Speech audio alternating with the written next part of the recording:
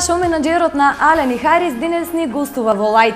Ке дознаете со кого е полесно да се соработува, кој има повеќе барања, дали Ален или Харис. Кога е во прашање времето за журкање, во Штепсите се едногласни дека врвот на забавата беше постигнат со гостувањето на Харис и Ален во нашиот град по повод Пастрамалијадата.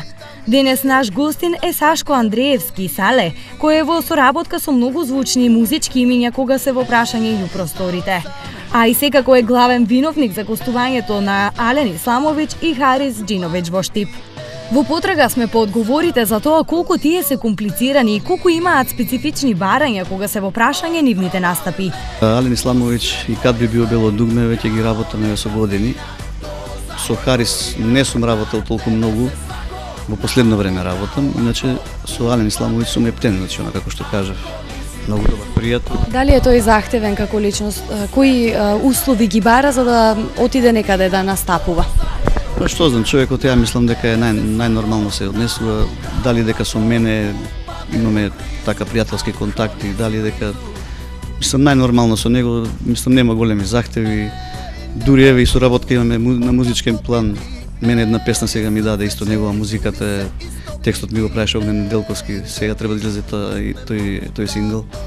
Значи имаме голема соработка. Исто како и со Бора Чорба. Бора Чорба ми пишуваше 2 текста на моите песни.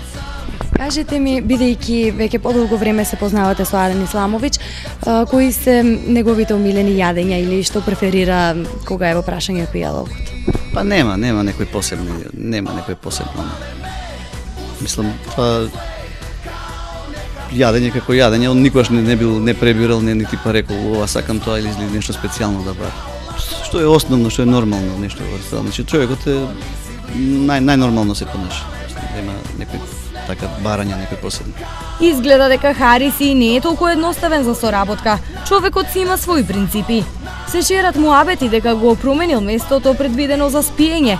Па добро, он малце така попребирлив е човекот. Сега, значи секој човек си е различен, секој си е за себе. Сега он малце, што знам како да кажам, ето и во односи на јадењето.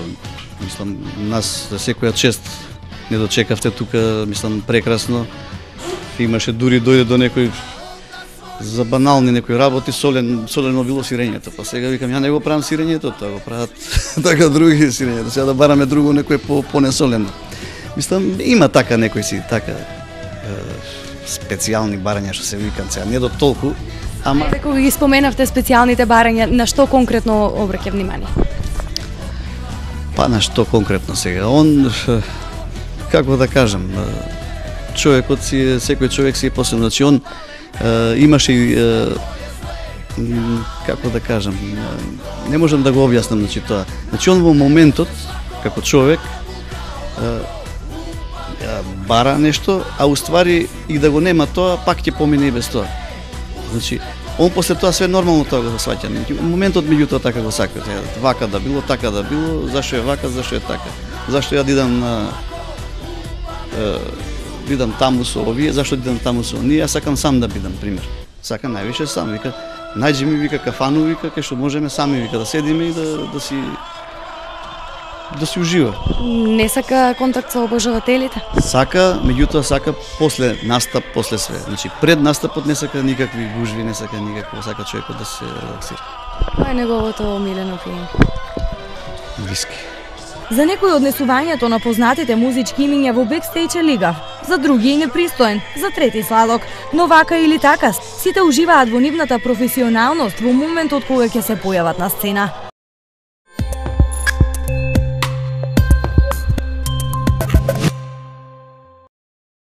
Никако не го завршуваме нашето лајтовско дружење, бидејќи треба да погледнеме и еден предлог филм.